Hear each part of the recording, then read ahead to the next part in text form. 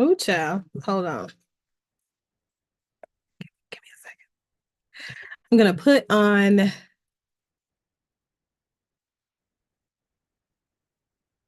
Ooh, child. Hold on.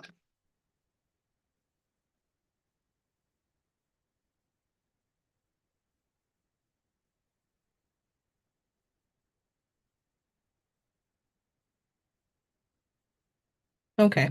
Now I'm good. I guess it brings me up so that I can see the comments on YouTube. So, hi. Hello, you guys. I am using Zoom today to go live really quickly. I wanted to bring this topic forward and have this conversation really quickly. Um, I'm going to read the article. That's what I'm going to do because it's just a quick live stream so that I can bring forward the article that I'm going to reference today. It is from www.al.com. And it reads, um, Alabama Governor Kay Ivey signs DEI bill into law. It's interesting. It's interesting to me. Very interesting. This was updated after being published on March the 20th. And just for a point of reference, today is the 22nd.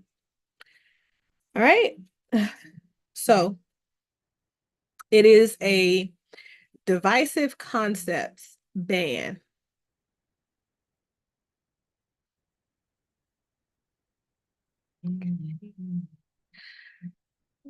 So the bill is called SB, S is in Sierra, B is in Bravo, 129. It's a bill that would ban diversity programs in state agencies and schools in the state of Alabama. So it reads the new Alabama law banning diversity, equity, and inclusion offices, programming, and training in public colleges and other state agencies will go into effect this fall. Governor Kay Ivey signed SB 129, known as the Divisive Concepts Bill, into law on Wednesday. The law will become effective October 1st, 2024. And this is a quote from her. My administration has and will continue to value Alabama's rich diversity. However, I refuse to allow a few bad actors on college campuses or wherever else for that matter to go under the acronym of DEI, using taxpayer funds to push their liberal political movement counter to what the majority of Alabamians believe, Ivy said in a statement on Wednesday. It says we've already taken action to prevent this in our K through 12 classrooms, and I am pleased to sign SB 129 to protect our college campuses, supporting academic freedom, embracing diversity of cultures and backgrounds, and treating people fairly are all key components of what we believe in Alabama. And I am more than confident that that will continue. See, the thing is, you would then have to put your trust in the fact that people in the state of Alabama they just generally want to be good or considerate people. Is that a good way to put it?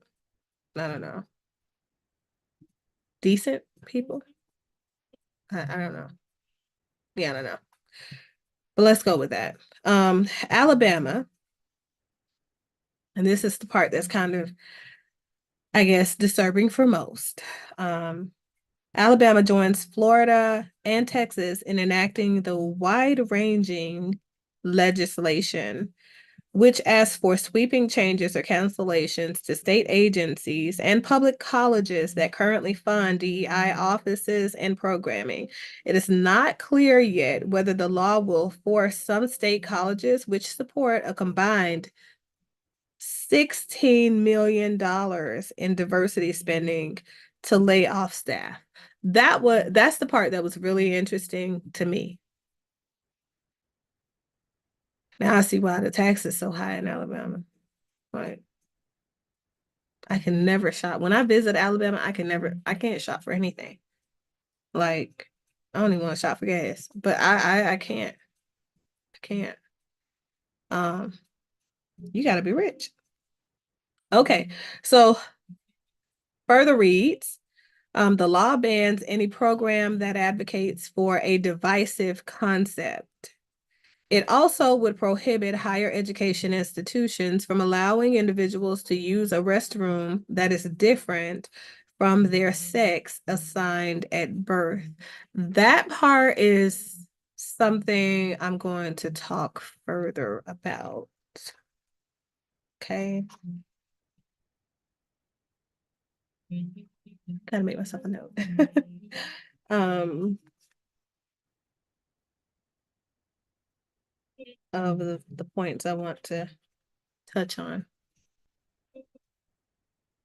Passage of the Republican-backed legislation comes after a lengthy debate in the House and Senate, multiple student protests, and criticisms from civil rights advocates and educators. The band's supporters said the legislation would prevent indoctrination and far-left ideology in the classrooms and gave some examples of where they believed white students were made to feel uncomfortable on college campuses. Opponents of the ban credited DEI programs for providing access and financial support, improving their campus experience, and in some cases, saving their lives. Others also worried that a ban would deter businesses and athletes from coming to the state.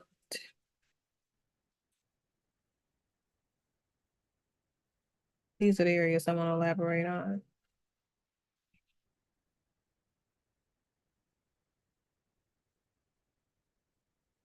This, it's another quote in the article. This unjust and inhumane bill ignores the will of the people and threatens years of progress towards racial and social justice and LGBTQ plus rights for generations to come, said Jerome Dees, Alabama Policy Director for SPLC Action Fund. I don't even know what that is. Okay. Don't know. Um, Students and workers value diversity. If you know what the SPLC Action Fund is, comment below. Educate me, because I only have a quick moment in between sessions. Okay. But anyway, students and workers value diversity, equity, and inclusion in their schools and workplaces because it makes us all more safe. Okay. Diversity, equity, and inclusion makes people safe. In a message to students and faculty Tuesday evening, University of Alabama Systems Chancellor Finis St. John the Fourth. Boy, you got a name.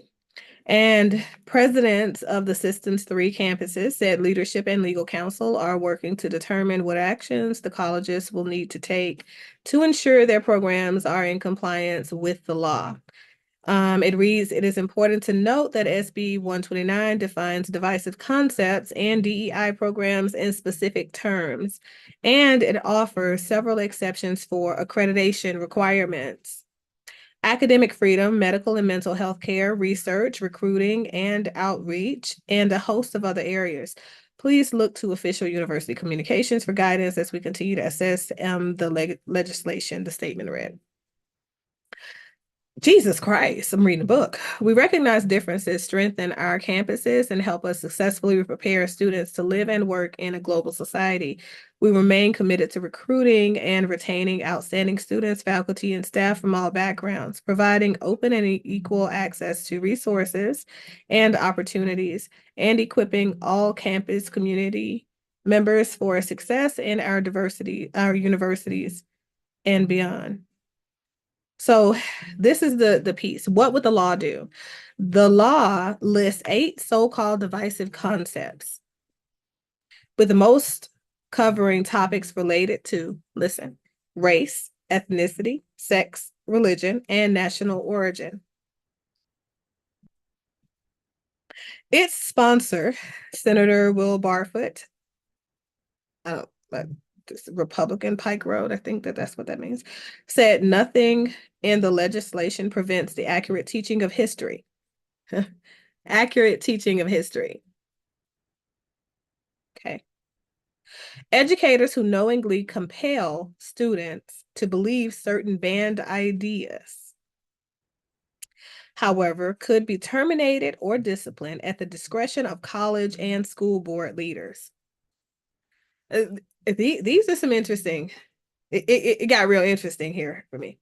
After debate on the Senate floor last month, the law will no longer prohibit college staff from discussing whether slavery and racism are aligned with the founding principles of the United States. Yeah. Democrats also added specific protections for women's sports. That's sex, gender. Okay. The State Office of Minority Affairs and changes to ensure sex was added to the list of protected classes in places where it was omitted. Recent changes, which were approved on Tuesday, more clearly define the role of a contractor and protect those individuals from termination if they violate the law by accident. So if you're stepping in to provide educational guidance, then you accidentally say something that's a part of the banned direction of things, you won't be fired, terminated. Okay. Another amendment ensures that nothing in the law would infringe on First Amendment rights of students or employees. I think that that is a printed contradiction. I don't think it just is. Your First Amendment right protect the freedom of speech. You should be able to say what you want to say. You should be able to say what you want to say, whether it is divisive or not.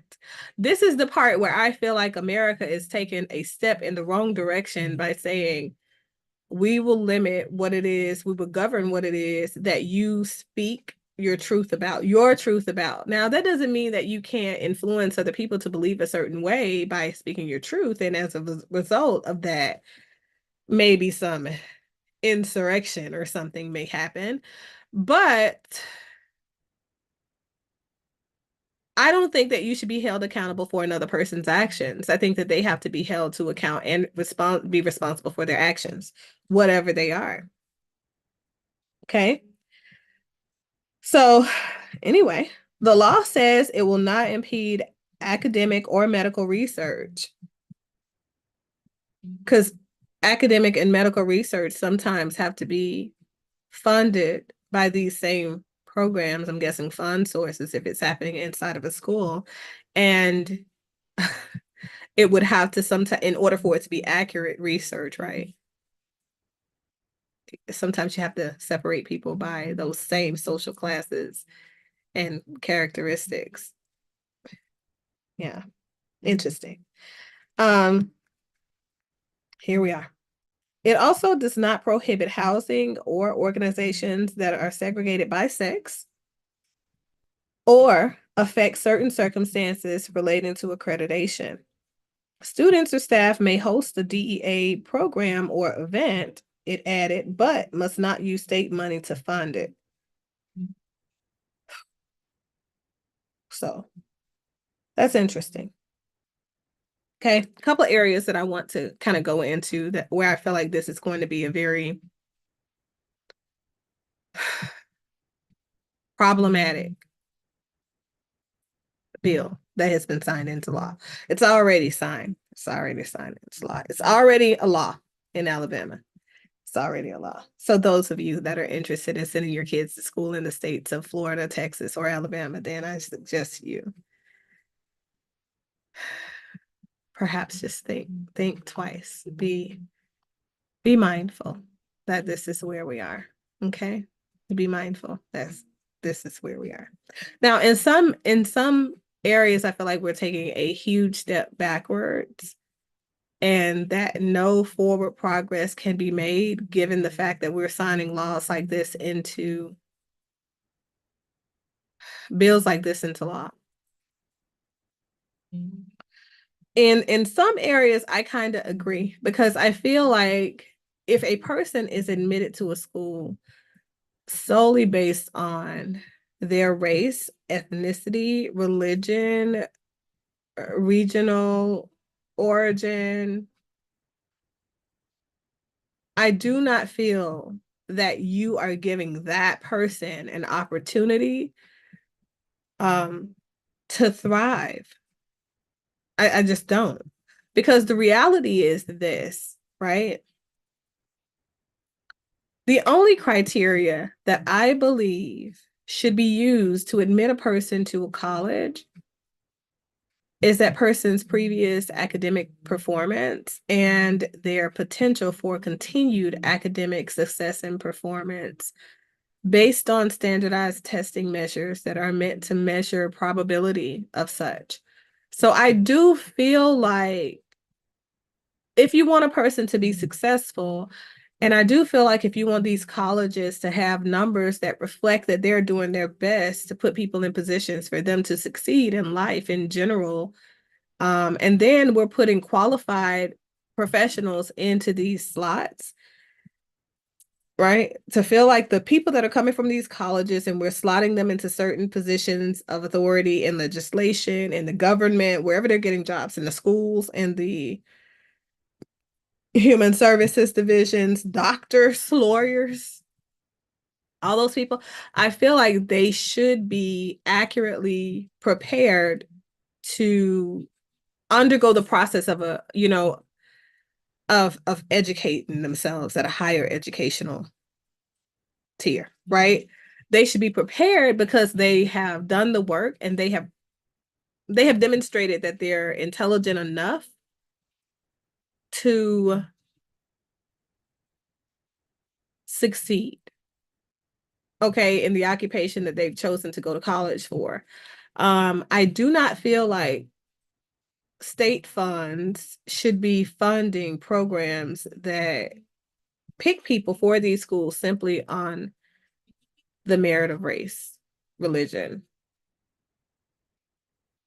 orientation, whatever. Now, I personally do not believe that.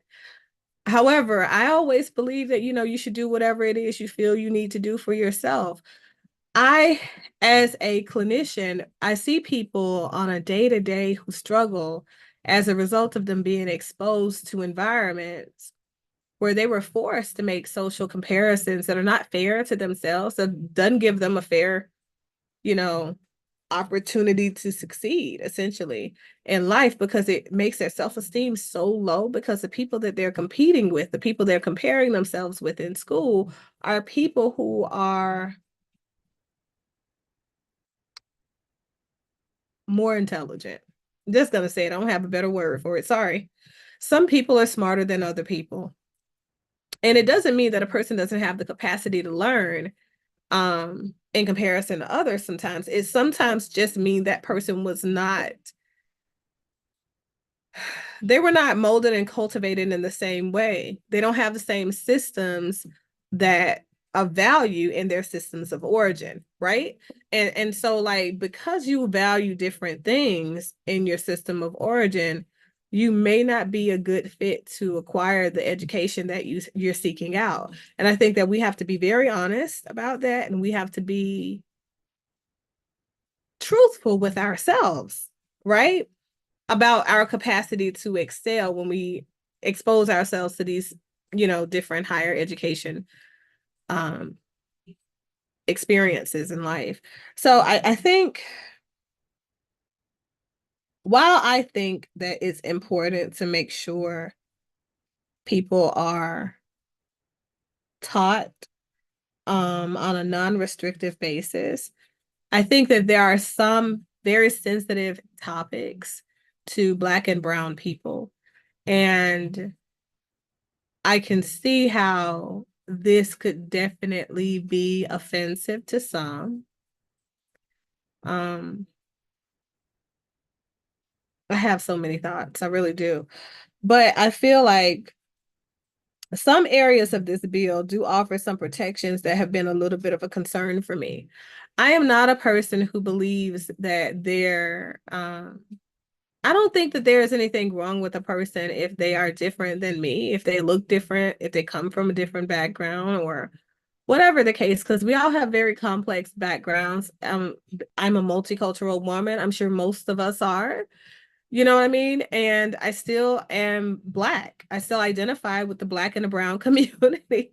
So this is a minority community, and I know people have caught a lot of flack for saying, oh, well, my grandmother, my great grandmother, my blah, blah, blah is, Black. So I should have these, these same,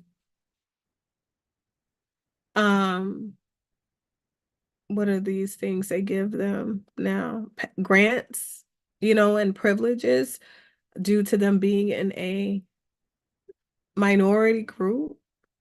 And I just don't think Black people are the minority. I already told y'all how I feel about that. Like, watch another video, pick somebody else. I'm not gonna buy into that. I'm not colluding with that, delusion of Blacks. But I'm gonna say this, okay? To protect the innocence and the potential for a person to self-identify in a way that's more conducive to them really exploring the realms of what it means for them to be the sex that they were assigned at birth, I think is a reasonable stance to take.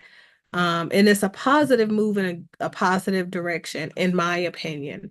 Now, I know a lot of folks may not agree, and that's all right. You are more than welcome to disagree. But what I am saying is, if a person is assigned the gender of male, and I'm going to use this because not because I'm a female and I feel like females are more likely to be sexually assaulted than males, but because I know that that is the point of contention, and medical facts, right? The stature, the build, the overall composition of a man is one when they're past the level of puberty that is going to automatically outpace women just naturally. That's not to say that some people are not anomalies, because some are, right? But a man is generally going to be stronger than a woman and have a physical stature that's able to overpower a woman, even if they decide to take hormones or not, or they decide to dress as a woman, or they decide to additionally, get some plastic surgery done and get themselves some boobs, right? They're still a male. If you have a penis, okay, if you physically have a penis, and I understand the ideation of what transsexual genders are, transgendered people, and I respect that. I really do.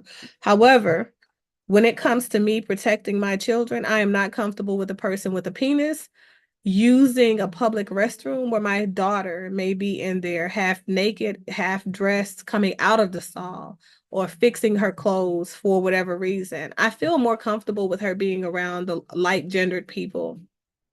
When I say light gender, I mean part wise. That's not to say there aren't some women that are out there that are gay that might get an eyeful when they go in, but I these are my thoughts. Okay. I feel like people with the same parts should be using the same restroom. I just do. And that's coming from a person that believes in shared facilities, and I have used shared facilities, where, I'm retired military, for God's sake. I'm okay with males and females using the same restroom, not at the same time. Not at the same time. It doesn't provide necessary protections for female against the probability of sexual assault. So I do agree with that part of this bill. And I do feel like there should the divisive concepts component. Um I also agree with that because I feel like, and I'm talking about the divisive concepts component where they are now allowing teachers to teach their ideation around how it is that racism and slavery have a history and are responsible for historically creating the foundation in which this country was built upon.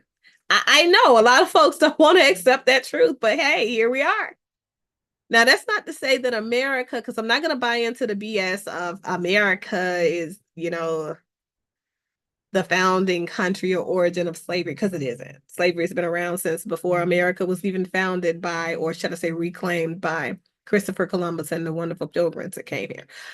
But what I am saying is, because of the transcontinental slave trade, it afforded the country to be where it is today. And I feel like if we negate, given that truth, in history, we don't allow a comprehensive conversation to happen with students.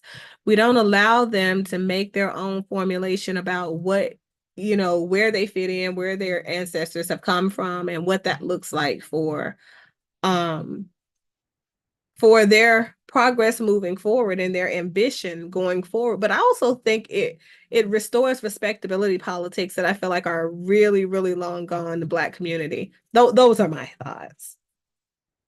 Those are my thoughts. Um, I do feel like I think it's interesting that they think that by signing this bill into place, it's going to deter athletes and businesses from coming to colleges in the state of Alabama. I don't know what the fuck you mean. Like, I feel a way about that statement because I'm a little offended. I'm a little offended. What are you saying? Black people are only good for sports? Yeah. Uh, that's the only area that we can thrive in. I feel a little slighted. I feel a little slighted there. I don't know. You let me know what your thoughts are. These these are my thoughts, okay? And these are my honest thoughts. And I just want to know where you guys are, what your thoughts are, where are you on the topic? How do you feel about this bill? Um, hmm. Will you be sending your kids to school in the state of Alabama? Will you be moving to Alabama and sending your kids to school, to elementary schools? Because I didn't get all deep into it, but it also prohibits the introduction of sex education for kids um, that are before they get to middle school.